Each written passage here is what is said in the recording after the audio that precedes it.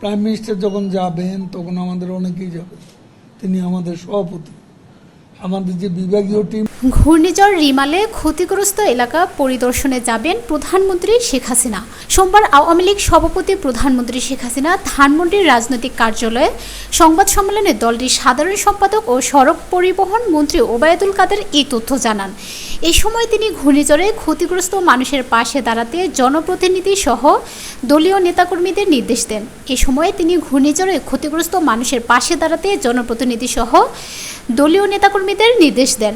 সংবাদ সম্মেলনে বিএনপির সমালোচনা করে ওবায়দুল কাদের বলেন, বিএনপি একটি রাজনৈতিক দল হলেও তারা মানবিক কোনো কর্মসূচিতে মাঠে নামে না, বিভিন্ন সময় সহায়তার নামে ফটো সেশনে ব্যস্ত থাকে। ঘূর্ণিঝড়ে প্রাণ হারানো 6 জনের প্রতি শোক জানিয়ে তাদের স্বজনদের প্রতি সমবেদনা জানায় আওয়ামী লীগ।